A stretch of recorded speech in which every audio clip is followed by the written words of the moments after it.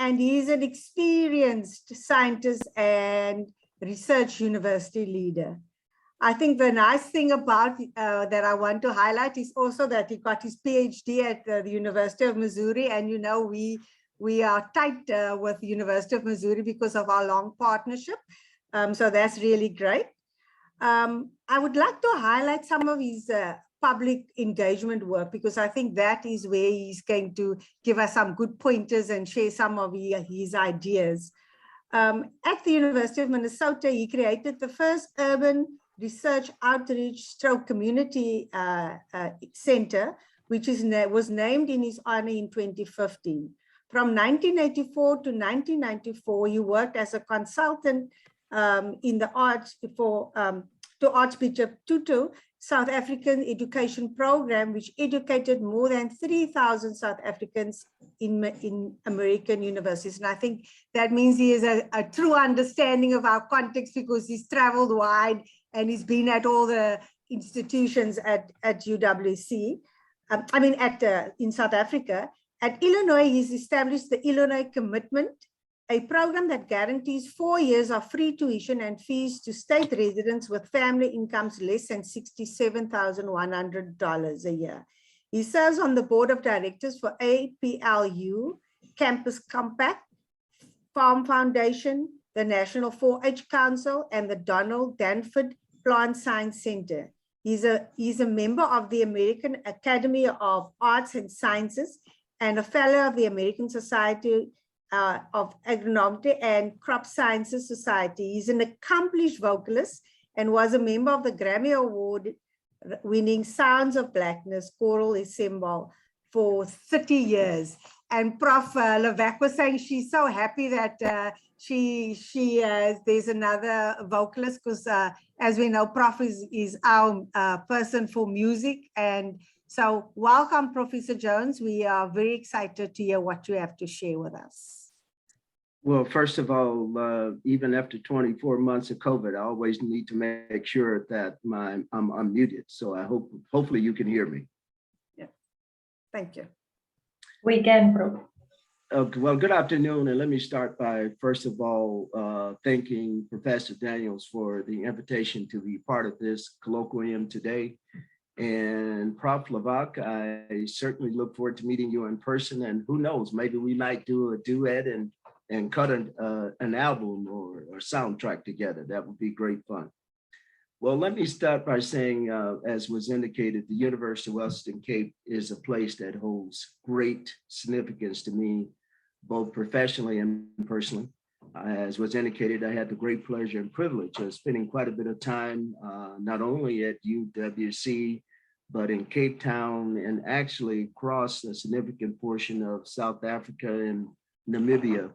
As early in my career, I had the great honor of working with Archbishop Desmond Tutu as a part of the South African Education Program, which I think you all may recall was a program that had a very clear goal and objective, and that was how to prepare South Africa post-apartheid by educating more Black South African students in American universities.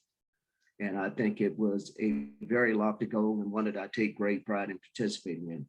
And it was at UWC where I first met someone I think that most of you remember or know of, and that is A.B. Daniels, who was a university registrar at the time, I think, and a member of the SAEP National Council. And A.B. started out as a respected professional colleague and quickly became a cherished friend.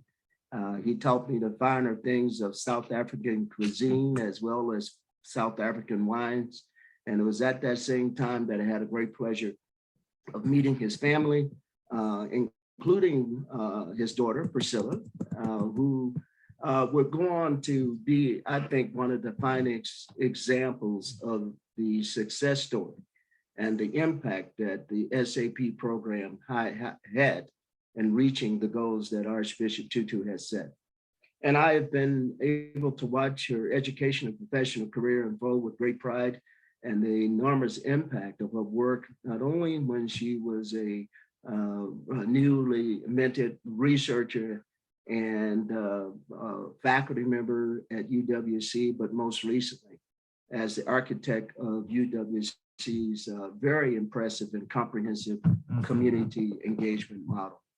So if you want to look at an example, I believe anywhere in the world of a university that I believe is doing it right, and I say this not because I know the place and I know many of the past leaders of the university and a few of the current faculty and staff, you don't have to look any further than the University of Western Cape, and I can tell you I take great pride in that.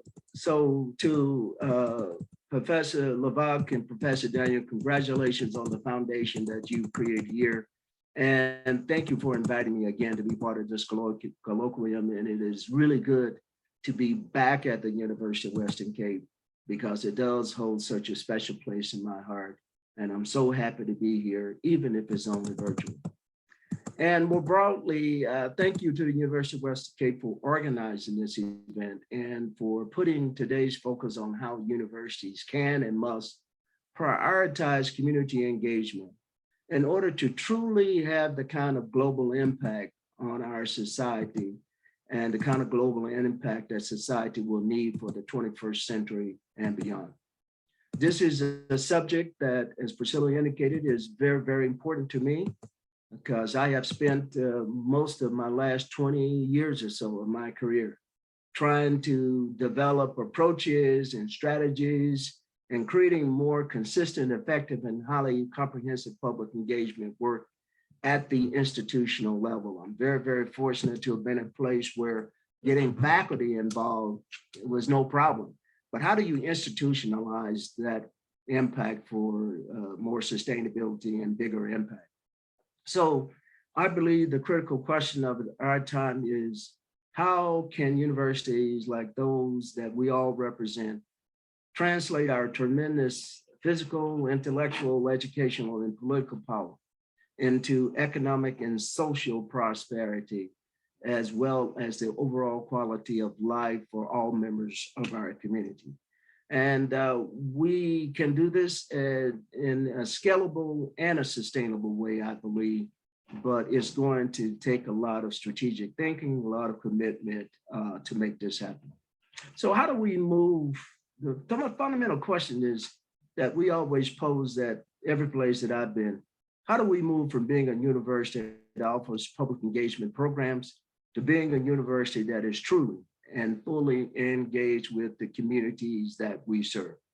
So that's the fundamental question of today. And I know Professor yesterday has touched on many of the things that I also fundamentally agree with. And so we'll see how much alignment that exists between his presentation and mine today. But how do we become anchors in our communities and partners for greater prosperity? That is something, that's a responsibility we should take very, very seriously. To give a little bit of context again for my remarks, in addition to the introduction that Priscilla gave, I am a plant physiologist by training and spent more than 34 and a half years leading a very large research program at the University of Minnesota. Concurrent with probably the last 25 years of that as the Senior Vice President for Academic Administration, and had responsibility for moving Minnesota's public engagement activities in a way that I'm very, very proud of, and I'll talk a little bit more about later. And it was also noted, I've been around higher education now, getting a little long in the tooth, as they say, for about 43 years as a faculty member, Senior Vice President, and president of the University of Albany in New York, where I also drove public engagement. And I am entering my 6th year as the Chancellor of the University of Illinois, Urbana-Champaign. And I'm also a Vice President of the University of Illinois system. But one of my top priorities is how do we really drive public engagement at this world-class land-grant, largest public research university in the state of Illinois. So in my remarks today, I really do want to base my comments based on my personal and professional experience. My education and my career has been spent entirely within the sphere of American public university system. And most of that university experience has been as what we refer to as land-grant university. These, as I think most of you know, are a unique subset of the U.S. university system that was established in the 1860s these land-grant universities were established with the specific charge to put information and education in the hands of the citizen with the express purpose of contributing to the economic, social growth of the communities around us. In some way by educating the underserved communities, and in other ways by taking that knowledge and applying it to bring about change in community. And of course, the specific challenges community face, whether you're talking about in Mid-America, Northeastern America, are going to vary in many respects from those that you might find in Cape Town or Rome or the United Kingdom or Shanghai, Brazil.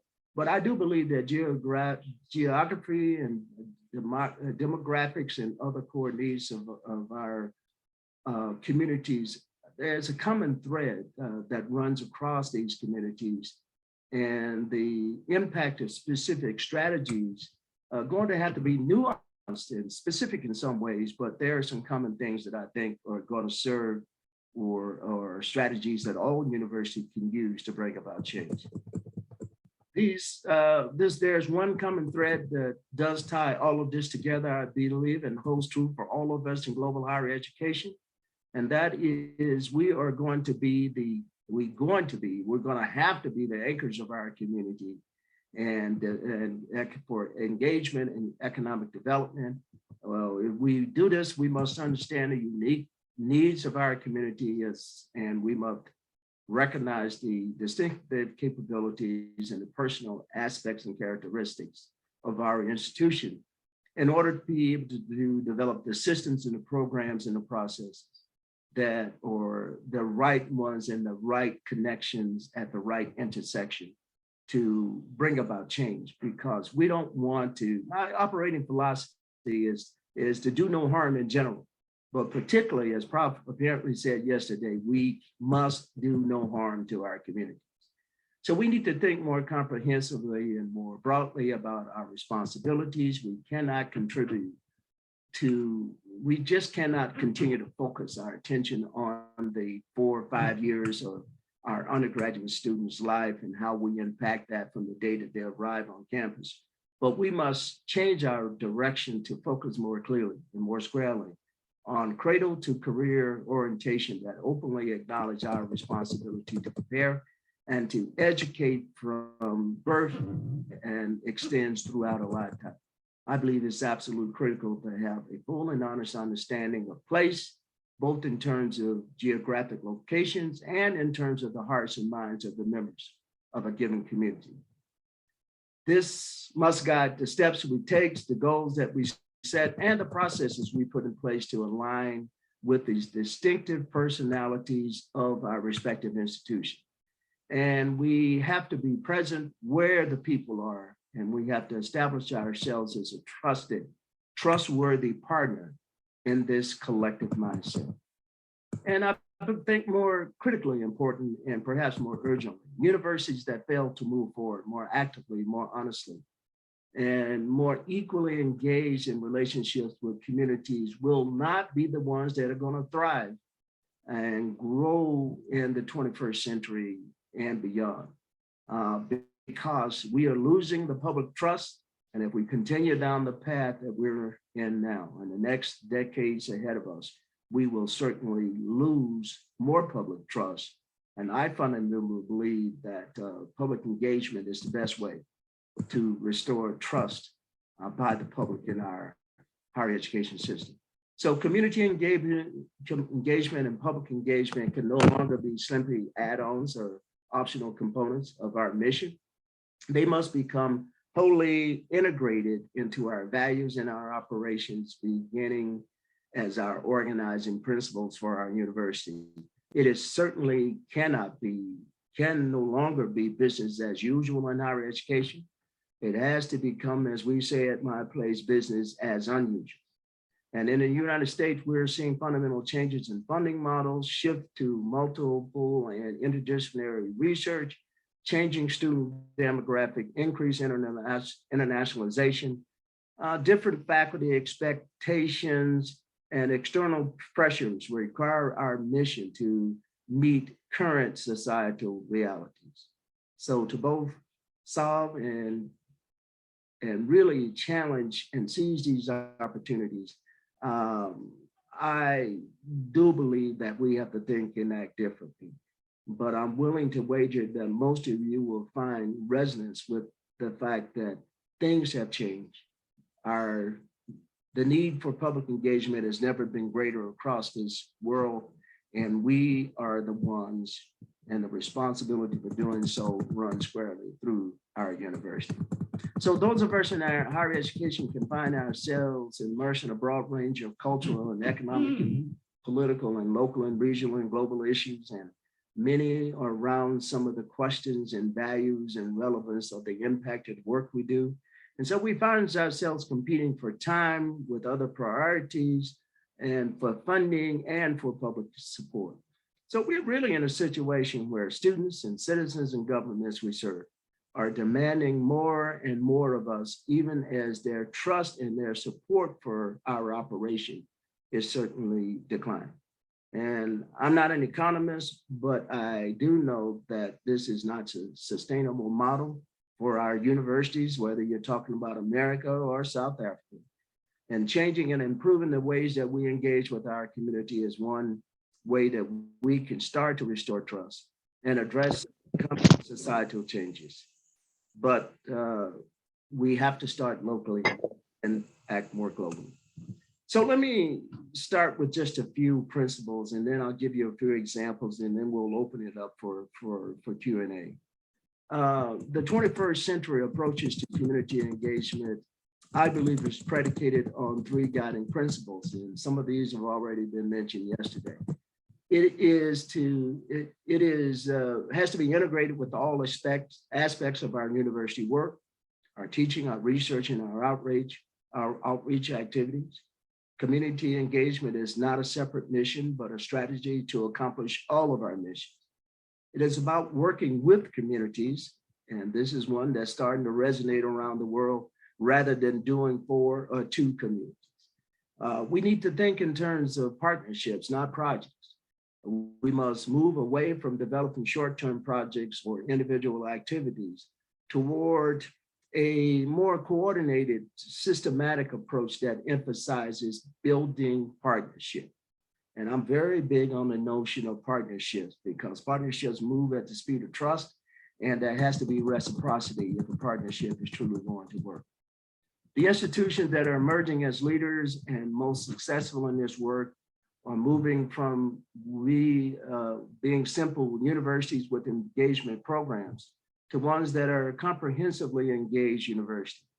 Engaged universities should reward faculty members who conduct scholarship that addresses important social issues. They embed social responsibility, focused ideals in their student academic programs, and they have systematic campus-wide strategies and agendas to put in place the policies and the structures around culture of engagement. But when you set out to build this kind of systemic approach, you also have to recognize that this process takes time. It requires institutional leadership, investment. It requires attention and prioritization. And one of the three universities where I have had the pleasure of serving across my 43-year career, one good example of a university that I believe has, just like UWC, has really thought about this very deeply and has really taken the issue of public engagement seriously and systematically integrated and it across the entire value system of the university, goes back to an effort that I had the pleasure of starting about 20 years ago at the University of Minnesota. And I'll talk about just these three examples in these three universities very briefly. In the late 1990s, university identified that it needed to have a more coordinated effort across the university engagement with the local community. As a land-grant university, it had research and outreach centers in every geographical region of the state. We had extension offices in all, I'll get the number wrong, but it must have been something like 132 counties across the state of Minnesota. Very small state, but a lot of counties. And that work was systematic, it was supportive, but we felt that we really were not engaged as being one of the few land-grant universities located in an urban community. It took a meeting with the community where the light finally went off in our heads. And when a member of the community asked us, say, well, what is the university's urban agenda? The president of the university looked at me, and I was the senior vice president, and I looked at him, and we both had to admit publicly, we really didn't have an urban agenda. But that was the point of departure for us to think more systematically about our role as the largest research university in the state of Minnesota. There's only two educational systems in that state of about 5 million people. And we had a responsibility, as I put it, as much responsibility to serve the community up in the Red River Valley, which is kind of the breadbasket of the Midwest. We had as much obligation to serve people in urban communities as we had to serve people in the breadbasket. Long story short, we embarked upon a strategy to renovate an old strip mall that had fallen into disrepair, and most of the stores were being closed. There were drugs being dealt right out front. Every morning I would drive by there on the way to work, and you could see the teenagers out there dealing drugs right next to a police precinct. And so to me, it became the most logical place to implement a strategy, a place-based strategy in the community. And after many conversations with the community, after being accused of trying to bring a Tuskegee experiment to North Minneapolis that is very heavily communities of color, we persevered and was able to purchase that old shopping center for over $1 million, even though I could have gotten it from the city for $1. I felt it wasn't the right thing to do. And we spent another $2 to $3 million renovating it. In 2009, it opened as the first place-based strategy by the university outside of its proper campus. And it was called the Urban Research Outreach and Engagement Center, or UROC. It is now a permanent community-based research center located in the heart of this underserved community that has long been disenfranchised and underserved by the city of Minneapolis and by the university. Population very diverse, economically challenged, and the residents were basically grown a bit tired of being the subjects of research projects for the university, but not having a sense of any voice in that, how that research was structured. And as they said to me unequivocally, we don't feel like you come here and you study us, you study our children, but we don't have any sense of ownership for the data. You know, and being a scientist, when they started talking about owning the data, I had to admit I was a little bit of pushback, but I began to understand exactly what they were saying. They wanted to understand and thought they deserved some feedback from the scholarship done on them so that they could use it to shape policy and to improve their communities. And so we're very, very proud. I think UROC is both an outreach and engagement center, and it's also a hub of community engagement that brings the community together in strategic ways. It also brings our researchers and university resources to pursue programs and initiatives that benefit the entire community. It's a wide range of activities, from nutritional programs to computer refurbishing programs, providing computers to members of the underserved community to deal with the digital divide, pre-K through 12 outreach programs, and just really has become a major resource for that community. And then let me compare that with the University at Albany, State University of New York at Albany, which I left Minnesota after 34 and a half years to become the president of SUNY Albany. University at Albany is one of 64 campuses within the massive SUNY system. It's the third largest research university in that system, located in Albany, New York, which is the state's capital. And it has a very high underserved population. And there was a desire, we created a desire to have a more educated workforce that was being fueled by the region's transformation into a medical science enterprise and a high-tech hub. It became a place where places like Global Foundries, one of the big chip manufacturers, decided to locate a major manufacturing operation. So at Albany, I want you to remember this if you don't remember anything else I said about Albany. Community engagement drove the academic strategy. Now, ask yourself how many places you know of where community engagement, desire to be more engaged with the community, actually drove the academic strategy. I was very pleased to catalyze the largest academic expansion in more than 50 years at University of Albany, and it was focused in large measure by our desire to create the academic programs that would allow us to have the biggest impact in the community. The prime example of that was the creation of a new school of engineering and applied sciences.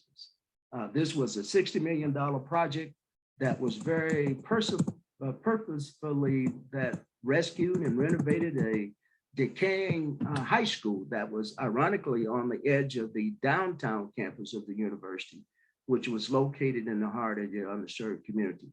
So we chose this location so that we could have a bigger impact on STEM education and to get the community to think differently about the possibilities and the role that the university had in driving more economic opportunity for underprivileged people from all social economic backgrounds. And so pleased that space continues to be developed as really a business generator and a revitalization strategy for the entire, what we call Hudson Valley region. And so very proud of what we were able to do there. And then lastly, I've been at the University of Illinois, Urbana-Champaign. I'm 5 years and 30 days almost into my 6th year as Chancellor of this university. And this is a classic example of what can happen when you kind of lose focus.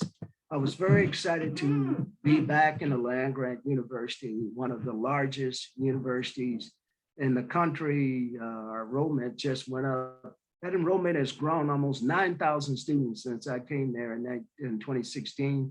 We're at about 56,300 students now. But much to my surprise, even though the university had touted its success as an engaged university, when I started as chancellor, I was surprised to learn that they had disinvested. They had cut the budget of the public engagement program. And those of you that know me or based on what I said, you know that didn't sit well with me. And so we went about restructuring our public engagement effort. And don't get me wrong, we have more engagement at the individual faculty department level, I think, than any other university in higher education. However, that was not an institutional strategy. And so we've embarked upon a multi-million-dollar project where we are engaging and accelerating our engagement with community with everything from the social justice work that was really catalyzed by the very, very tragic George Floyd death back in my home state and hometown of Minnesota, and other issues of racism and injustice in our society has been one of the rallying points for us to think and act differently about the role of the university in solving societal challenges, all the way from institutional racism to social injustice. We are leveraging the fact that we have one of the most highly regarded engineering schools in the country, if not the world. And how do we use that to infuse technology and resilience and economic development and workforce development into our communities? And you also heard me talk about being anchored locally, but you also have to be where the people are. Urbana-Champaign is your typical small university college town, about 200,000 people in the whole county. And about 44% of that is made up of people that work at the university. We're the largest employer as a university per se, and we have a very large research part, which is the third largest employer. And the second largest employer is the hospital system that we partnered with to start the first world-class engineering-based college of medicine. And so we're a big game in town, and from that concern, we have big responsibility. But of late, I've been advocating for the fact that we're only 120 miles away from the third largest city in America, the city of Chicago, with about 9 million of the state's 12 million population concentrated there. I've got over 200,000 alumni there. And so I've been pushing the university that it has to have a strategic and high impact present where the majority of the population is and where some of the greatest societal challenges are. And so we've been working very closely with the Chicago Public Schools to start thinking about how do you transform the process of teacher preparation, because I don't think we're going to get improvement in some of the outcomes until we change how teachers are trained. And also we got to do a better job of making sure more of our students are college ready. But let me just leave you with one example of how a big research idea also has a critically important public engagement element. About 2 years ago, Bob Zimmer, former president of the University of Chicago, came to me after American Association of American University meetings and said, I think we should go to the state and ask for $100 million for quantum computing to create this quantum computing center in Chicago. I agreed. Long story short, we asked for $100 million. The governor was impressed with the idea. He gave us $200 million. But it's not just about building this scientific hub. There's a critical social justice piece of this that is absolutely requiring us to think about how that quantum research facility is going to translate into jobs in the South Side of Chicago. How do you get people to think differently about STEM careers and possible careers in quantum? It is clearly one of the most exciting things that I've embarked upon. And I want to be respectful of the time. As you probably can tell, I could go on and on for another hour with this, but let me just say in conclusion, I am very, very honored to be part of this and very, very excited about the fact that this is work that we all need to be part of. And we can bring partnerships and networks together that are really going to be very, very transformative of our society. And we've always been present in communities that we're located, but we really do have to think about how do we develop reciprocal, big transformative ideas that certainly is going to continue to anchor us in those communities, but that will effectively make us a valuable resource for the 21st century and beyond. So let me end with that and say I'm truly honored to have this opportunity to spend a little time with you. And I certainly, this is something that I care greatly about, and I look forward to being able to address any questions you might have. Thank you so much. I appreciate it.